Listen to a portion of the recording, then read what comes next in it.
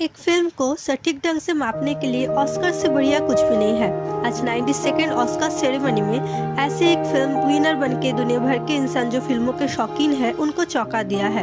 तो guys, welcome to my channel. आज मैं ऐसे ही एक ऑस्कर विनिंग फिल्म पैरासाइट के बारे में बताऊंगी।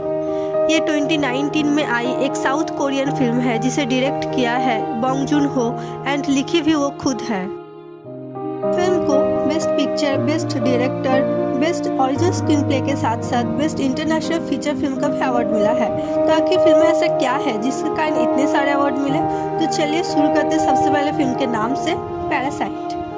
पैरासाइट एक ऐसा ऑर्गेनिज्म है जिसकी अपनी कोई पहचान नहीं है। वो अपने लिए एक होस्ट को ढूंढता है एंड पूरी लाइफ उसके अंदर छुप के रहता है। खाना पीना सब कुछ अपने होस्ट से चुराता है। कभी तो अपने होस्ट को बीमार भी कर देता है, यहाँ तक कि उसके कारण जान का भी खतरा होता है होस्ट का।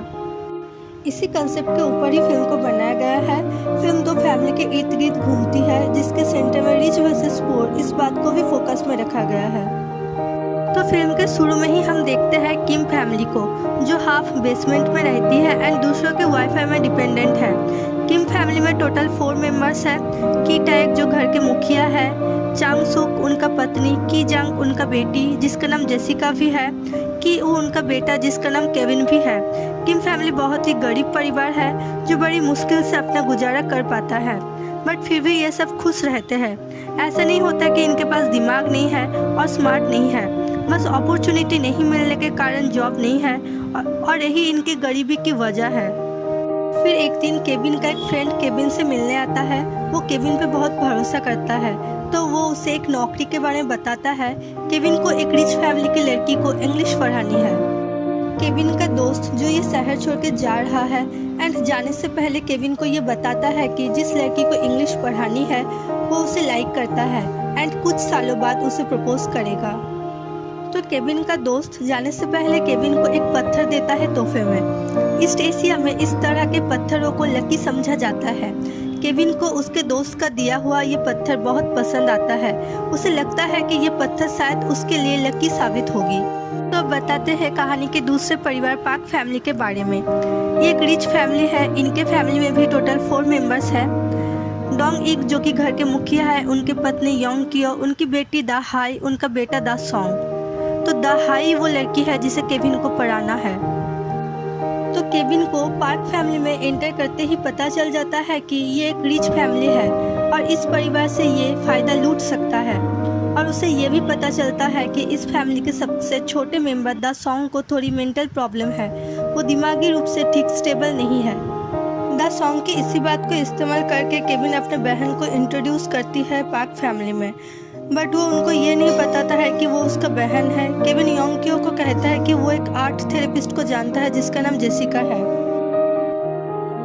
जेसिका जब पहली बार पार्क फैमिली के घर पहुंचती है, ऐसा शो ऑफ करती है जैसे उसे बहुत ज्ञान है आर्ट का, बट ऐसा कुछ होता नहीं है। जस्ट वो ठीक ठाक फोटोशॉप कर लेती है।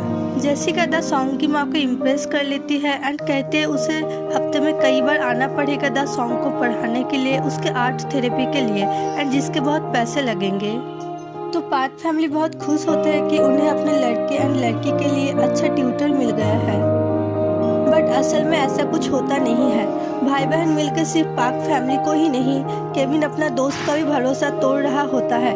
उसे पता है कि उसका दोस्त दहाई को लाइक करता है, फिर भी वो दहाई के साथ रोमांटिकली इन्वॉल्व हो जाता है। एक दिन जेसिका दा सॉन्ग को पढ़ाने के बाद घर जा रही होती है, तब पार्क फैमिली उसे ऑफर करती है कि उनका ड्राइवर जेसिका को ड्रॉप कर देगी घर तक। जेसिका जब गाड़ी में घर जा रही होती है तो ड्राइवर उससे बात करने की कोशिश करता है। जेसिका फिर ड्राइवर को ही फंसा देती है। ऐसा कुछ करती है कि पार्क फैमिली को लगता है ड्राइवर का कैरेक्टर ठीक नहीं है। दूसरे ही दिन पार्क फैमिली ड्राइवर को काम से निकाल देते हैं। तो जेसिका का ये प्लानिंग होता है, ड्राइवर को निकाल देने के बाद वो लोग अपने पिता को पार्क फैमिली से इंट्रोड्यूस करेंगे ड्राइवर के रूप में। फिल्म में ये भी दिखाया जाता है कि जेसिका के फादर यानी की ताई कभी ड्राइवर के रूप में पहले काम नहीं किए हैं। तो ये लोग अपने पिता को गाड़ी के शोरूम में ले जाके समझाते हैं अच्छी और महंगी गाड़ी के न्यू सिस्टम कैसे काम करते हैं और इन गाड़ियों को कैसे चलाया जाता है। फिर देखते ही देखते की टाइक भी पार्क फैमिली के घर में काम करने लगता है। फिर ये तीनों मिलके घर के हाउसकीपर को भी टारगेट बनाते हैं एंड उसको भी काम से निकालवाना चाहते हैं एंड उसकी जगह घर के 4th मेंबर को देना चाहते हैं, जिससे इन चारों के पास ही काम होगी और इन चारों के लिए ये बहुत खुशी की बात है।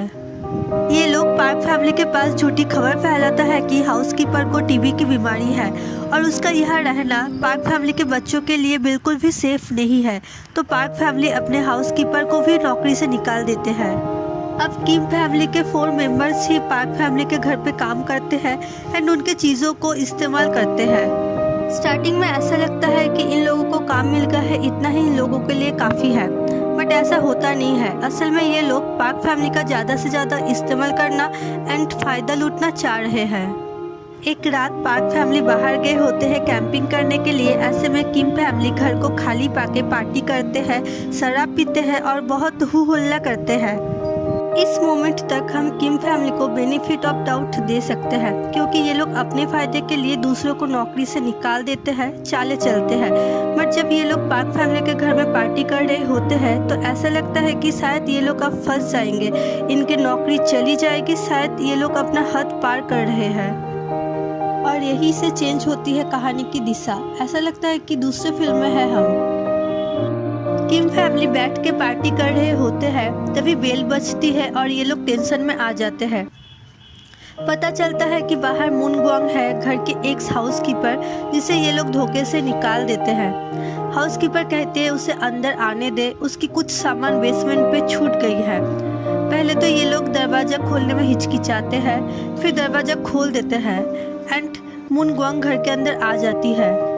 यही एक मोमेंट है जब हमें ऐसा लगता है कि काश जंगसुक ने दरवाज़ा नहीं खोला होता, काश वो बोलती कि पार्क फैमिली घर पे नहीं है इसीलिए दरवाज़ा नहीं खोलेगी।